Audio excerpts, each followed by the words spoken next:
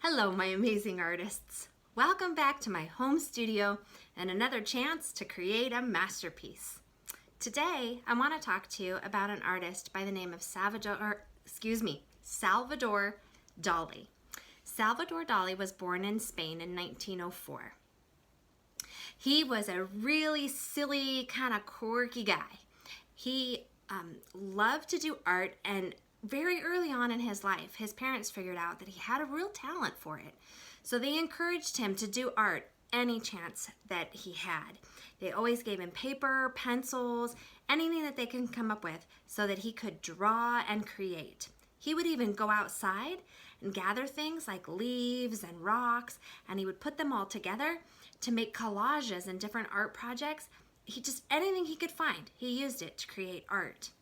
As a young man, he was sent away to school where he actually studied and became really good friends with Picasso and Miro. We've talked about Miro before, so I know you know him well. All of these artists were very excited about abstract art.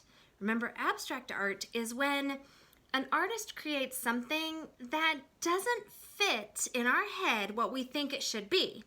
For example, with Dali, one of the things he had a good time doing is taking like a clock, okay? Like he would paint a clock, and then he would make that clock melt over the edge of a table, over the edge of a tree. Something very strange, and something that didn't fit our head because clocks normally hang on the wall, right? They don't start to melt over things. The other thing he would do is with animals, like elephants or birds, he would give them unusually long legs. Really crazy, kooky, long legs. Didn't fit. It wasn't something that we would really see out there. So that's abstract. Taking something that still is kind of normal, something you might see, and turning it into something you can't quite describe. So he was really silly, like I said. So much so that sometimes he would show up to dinner parties in a wetsuit, and he'd be carrying a pool cue as a cane.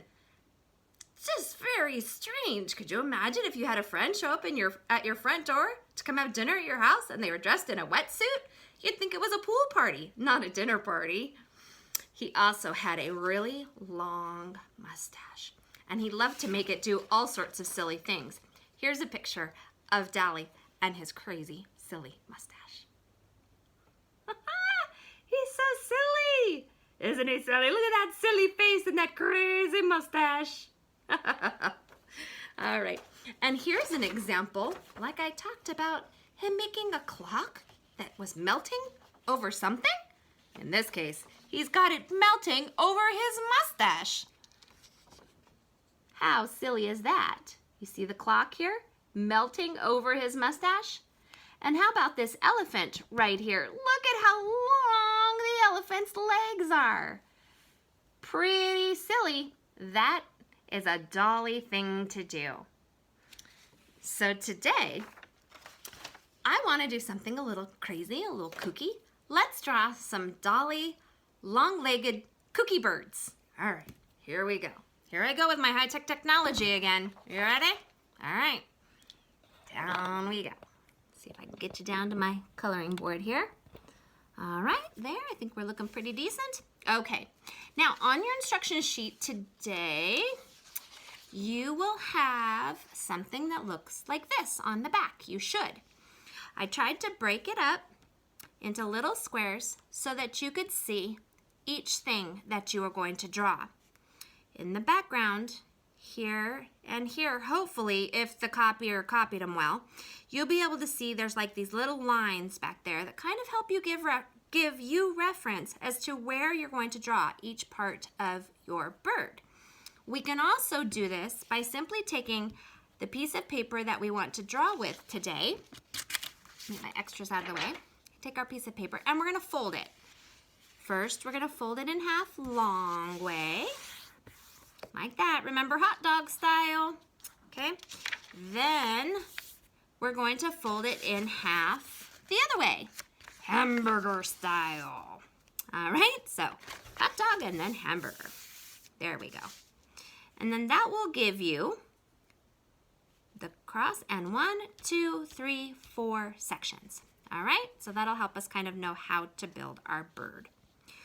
All right, so in step number 1, this one, kind of gonna be building our whole bird. All right, kind of our whole bird. So let's start off down here, and we kind of want to do, actually, you know what? I'm gonna use this line right here, okay? I'm gonna use our center line, and I'm gonna start it about here. I'm gonna bring it around. Oh, my marker doesn't wanna work. I'm gonna bring it around and up, something like that. Okay, around and up, something like that. Okay, then I'm gonna come back over here. How do I wanna do this? I'm gonna come over here. Let's come to this side. And I wanna come like this and up. Okay, try that. Then I'm gonna grab this line and I'm just going to connect these like that. All right, perfect. So, here to here, that line first, then this line, then this line. Pause the video if you need to. Okay, if you made mistakes on that, what do we call those? Beautiful oopses, right? Yep, beautiful oops. Miss Stacey's gonna get to one right here. All right, here we go. The next step is we want to draw on our bird's beak. Okay, we want to draw on our bird's beak. I'm gonna come down here to this lower one, and I want to draw a triangle on my bird. Okay, a triangle on my bird for her beak. Then I'm gonna go on the other side, and I'm gonna do the same thing again. I'm gonna draw another triangle to make her beak. Now, if Miss Stacey had done this in pencil, I could erase this section right here, which is what I would do. But because I did it in Sharpie marker, can I erase it? No, I cannot. So I'm gonna consider this today a beautiful oops. Is it okay that it's there? Yeah, you bet. No problem. It can be there. That's okay. So now we have our little beak. Maybe even we might want to draw a line in the beak if you want to. You can. If you don't want to, that's okay. All right. So the next instruction we have tells us to draw the wing inside. So I know this is my center point of where my paper meets. I want to start there to draw my wing around like that to my little center line right here. Okay? Then I'm going to bring it up and down and around. All right, give that a try. Give that a try. I know you guys can do that. I do. I know you can do it. All right. The next thing our little instruction tells us to do is to add the eye and those crazy, silly, wiggly, long legs. You see that right there? Yeah. Draw the eye and the silly long legs. So let's give that a try. All right. You know, on my instructions, my little bird has a closed eye. You can draw your little bird's eye however you want. If you want it open, you can totally do that. I'm going to draw mine closed with a couple of little eyelashes. Okay? And then I want to give my bird the silliest, longest, wiggly woggliest legs I can give her. Woo! There we go. Those are some silly legs, aren't they? Give her a couple little feet. So she's got some silly Dali legs. One of them's thin and one of them's really wiggly. Now she looks super, super silly. All right, let's go ahead and draw a couple tail feathers on her. See here? We're drawing those tail feathers. All right, so I want to come to the tip of her body, and I'm just going to do a swirl out and around, another swirl up and around, and maybe one more big swirl like that to give her some really fun big tail feathers. Good job. I'm going to do the same thing here at her wing, okay? Give her a curl for her wing. Good job. All right, and finally, my Dolly bird has some flowers around her. So that's what I'm gonna draw. Can you guys draw something different if you want? What if you want to put another bird with her? Could you do that? Yeah. How about if you want to have her standing in grass? Can you do that? Sure thing. If you want her to be riding a skateboard, can you draw a skateboard with her? Sure. Sky's the limit. It's your imagination. All right? I'm going to do a couple of just really simple flowers. So the first thing I want to do for my flower at the bottom of my bird is I want to draw a stem. So I'm just going to start at the bottom of my paper, and just draw a little line like that. And then for my flower, I'm going to keep my flower very simple. And I'm just going to draw some wiggly line, or a wiggly line like that. Okay. Then I'm going to put a circle in the center of my flower. Maybe a few details in my flower, like a couple of polka dots. And finally, a line like that, and a line like that to make a leaf. Perfect. On the other side, I'm going to draw a little bushel of flowers. So I'm going to draw a line like that and a line like that. So I have two of them. Now I'm going to do the same thing like I did over here, and I'm going to draw just some wiggly lines. I want to keep these abstract, meaning you can still tell that they're flowers, but do they have a real flower shape? No, not so much. I'm going to hide a little third flower in there. And then you can put a line up to her if you want, like that. Okay? Same thing here.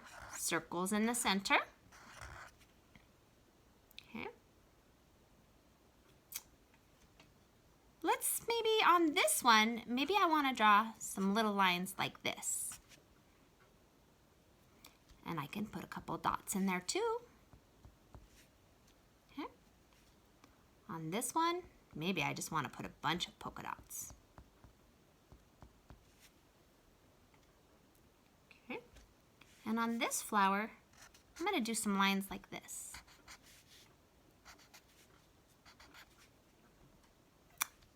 And then a few polka dots in there, like that, for those details.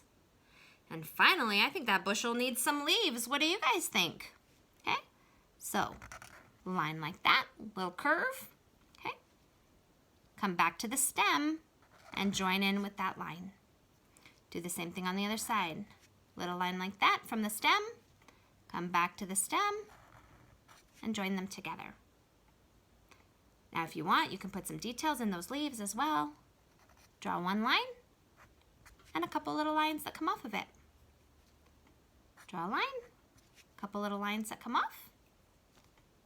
Draw a line and a couple little lines that come off. And there we have our silly Dolly bird. Okay, now here's a picture I drew earlier. Her legs aren't so crazy. So crazy. All right, here we go. Now I wanted to show you something with coloring our Dolly bird today. So once you've drawn your picture and you're happy with what you have, it is time to color. If you don't have colors, again, is that okay? Absolutely. It's always okay in art. I know some of you don't have colors at home, and that's totally okay. You can continue to fill in your art project using your marker or your pencil by drawing lines, coloring in the shapes, just decorating it any way that you want to with what you have. Okay, it's okay if you don't have the colors. All right, so on my bird today, I wanted to start with some of my warmer colors, my reds, oranges, and yellows. Okay, red, orange, and yellow. And then I want to finish off my background with some of my cooler colors. Remember talking about warm and cool colors? Some of you might not remember that so much because we haven't gotten into it too much this year before we got closed down for lovely COVID, huh? And we're all having to do art from home. It's making it just a little different, but that's okay. All right, so here I have some warm colors, the red, the orange, and the yellow. And here I have some what's considered cooler colors of blue, purple, and green. All right, so the first thing I want to do is I want to work on my bird, and I want to color her in some of the warmer colors. I started off here, back here, with this kind of pinkish, reddish color. And I finished it off about there, kind of starting off pushing hard on my crayon and getting lighter as I went. And then I want to move on to my orange color, and I'm going to pick up where I left off in the red by actually coloring my orange right over my red. So I'm sort of blending my colors together. And I'm going to take the orange a little bit farther in her body, like this. Starting kind of heavy and then going lighter and lighter and lighter as I go. Okay. Then maybe I'll finish off about right there. And then again, I'm going to do the same thing I did here with the red to the orange. Now I'm going to take my yellow and I'm going to blend my yellow in, coloring over the orange and picking up on the yellow so that they gradually look like they're kind of going into each other in color.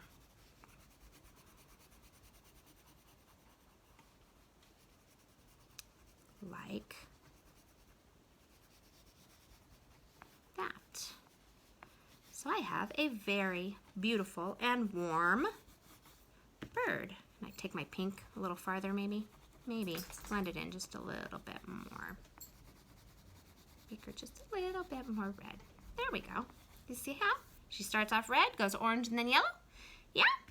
I like that. And actually for her beak, I think I'm going to go ahead and use my Sharpie marker and color her beak in black, like that. Just give her a black beak. I think I like that today. All right. Now, what color? Everybody vote. What color? What color? What color? All right. I have red, I have orange, I have yellow. I'm hearing orange, orange, orange. All right, so we're going to color in her little wing orange. I'm going to do the whole thing orange. I'm going to push hard on my crayon. I want some really bright orange color in there. So I'm going to push hard. Not so hard I break it, but hard enough that it puts a lot of color down on my paper. There we go. All right, perfect. Now, for my flowers, I want to go the other direction. I want to do them in these cold colors here. Remember, I talked about these being warm colors. Let's do our flowers in the cold colors. Okay, so maybe on this flower, I do the whole thing in purple. All right, now if I feel like I am coloring way too slowly, what was the trick I showed you all? How can you do it faster? Can you use the side of your crayon instead of the very tip? Yeah, you sure can, and that helps you color it in a little bit faster. All right, trying to stay kind of in the lines, all right? We're gonna kind of stay in our lines today. There we go. I see a pretty purple there. And let's get a blue one. A blue flower, what? Who does blue flowers? Well, sure we do. A forget-me-not is kind of purple blue. So there we go. All right, so we've got a little bit of purple in there. And then I can use my green to do the leaves and to do the stems. So there's that, and there's my stem. Okay, good job. And maybe even I'm gonna come over here, grab my yellow. Should I put some yellow in here? Yeah, we'll mix our warm and our cool colors together. All right, there we go. How about in the background if we do some of that as well? What if we take our blue and we start to fill in our background, right, with some blue? Then can we add in the purple and take the purple down like this? Yeah, we sure could. And how about adding in the green a little bit and taking the green down? so that we're filling in our background. There you go, okay? Just an example of some of the things you can do. I want you to use your imagination, color your picture all of the way, and then if you get a chance, take a picture of it and send it in. I'd love to see your amazing masterpiece, because of course you are an amazing artist. Thank you for sharing time with me today. I hope you liked it. I hope you like your silly long-legged dolly bird. It's a kooky bird, right? It's all about fun. All right, my friends. Again, love from my home studio. I'll see you guys soon. Bye.